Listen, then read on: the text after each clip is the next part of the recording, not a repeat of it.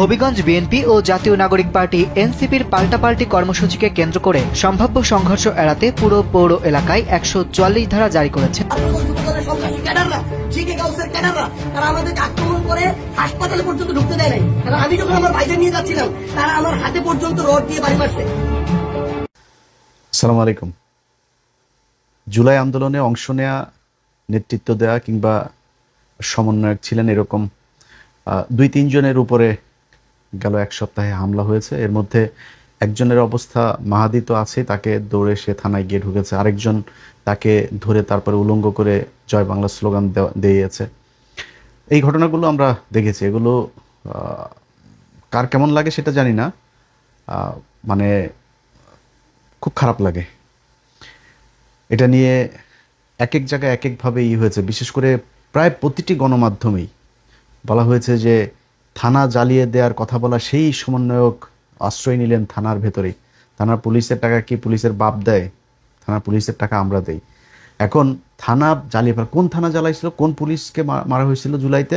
যেই পুলিশ এই দেশের সাধারণ মানুষের বুকে গুলি চালিয়েছে।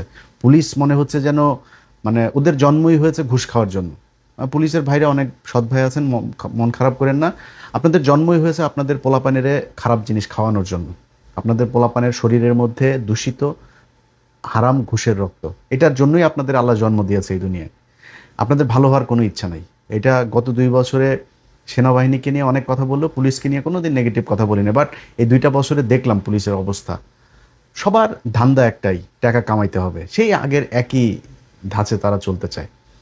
তো আপনাদের এইখানে যারা জুলাই আন্দোলনে দোসর হয়ে কাজ করেছে, হাসিনার খুব কাছাকাছি ছিল, যাদের বিরুদ্ধে হত্যা মামলা হয়েছে, একাধিক হত্যা মামলা, তাদের কারোর বিরুদ্ধে পুলিশ ব্যবস্থা নিচ্ছে না। সব ভালো মানুষ তারা। তো এগুলো আমরা দেখব, অনেকগুলো নাম তো আছে আমাদের কাছে। সেগুলোর ব্যাপারে যদি চূড়ান্ত পুলিশ যদি মানে কোনো পদক্ষেপ নেয় তাদেরকে বাঁচানোর জন্য, সেক্ষেত্রে তো আমাদেরও সেই পুলিশের ব্যাপারে সেরকম পদক্ষেপই নিতে হবে।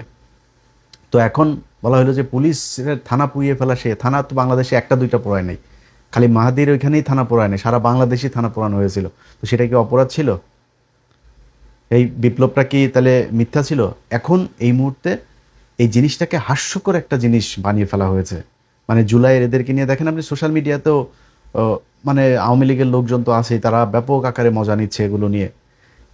প্রশ্ন হইল এই দায়টা কার? আমি আজকে থেকে 1 বছর আগে একটা কথা বলেছিলাম যে এই সমন্বয়করা রাস্তাঘাটে, এই যারা ছাত্র নেতা আছে রাস্তাঘাটে পেটুনি খাবে। আজকে শুরু হয়েছে কিনা?